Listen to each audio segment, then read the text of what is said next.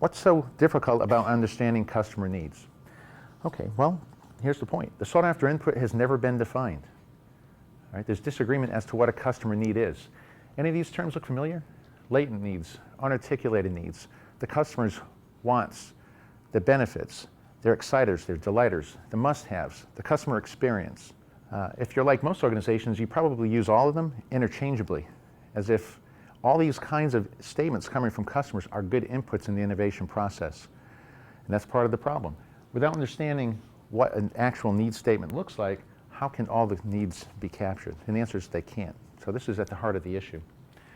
Because of this, we have a very interesting set of phenomena that take place. So when talking to customers, companies don't know what input they're looking for. Now, I know many of you may have VOC programs and that sort of thing, but I challenge you to this very point.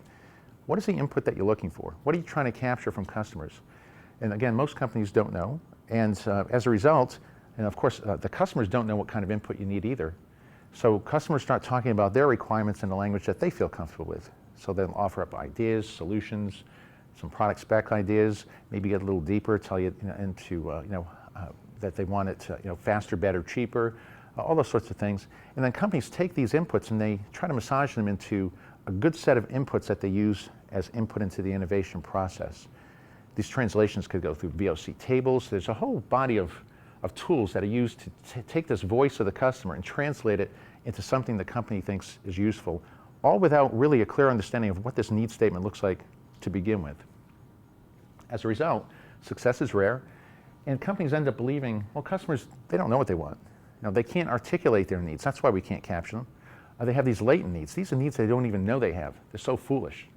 They don't even know what they want. Or customer requirements change quickly over time. It's all the customer's fault. These damn customers don't know what they want. The truth is, companies don't know what a need is, and they don't know how to listen to customers. So what is a customer need? I'm going to go into some basic theory here about a measurement system that customers use to measure value. This goes back to Levitt. Remember his old theory that people don't buy drills, they buy holes, right? And Clayton Christensen's picked up on this theory too in recent years and emphasized that as well to say people buy products and services to get jobs done, right? So they hire a product to get the job done. Why do you hire a toothbrush? To remove food particles from your teeth. Why do you hire this device here? To give me something to fidget with while I'm going through my presentation. There's specific jobs that people are trying to get done with every product and service that they acquire. And as a result of that, we want to analyze this much like you'd analyze any other business process. Just like a business process, customers intrinsically use a set of metrics that they use to judge how well the job is getting done. Now think about this, just like a business process improvement project. You take a business process, you break it down into its steps, and for each step you figure out, what do I have to measure and control to ensure I have a predictable output? How many of you have done business process improvement kind of work? So quite a few. So you get this point, right? What we're saying is, let's deconstruct the job the customer's trying to get done. The heck with the product. We're not worried about the product. We want to focus on this job the customer's trying to get done. We want to deconstruct it into process steps and ask them how they measure success along every step of the way, right? These metrics are the customer's needs. This is what a need is. All right, so you're buying off on a few points here. One is, people buy products and services to get jobs done. That's true. We don't want to get requirements on the product.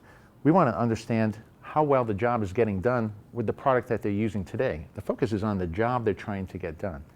And if we could figure out how they're measuring success along every step of the way, and then figure out which of those metrics are not well addressed with today's solution, then we have the insight we need to figure out how to create more value for customers.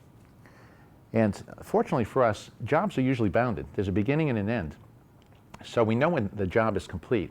So we know when we've captured all the customer's requirements. That's one of the big issues today. How do you know you've captured all the customer's requirements? And the answer is usually, we don't. We don't know if we've captured all of them. Maybe there's some latent, lingering ones that they can't articulate that we can't figure out.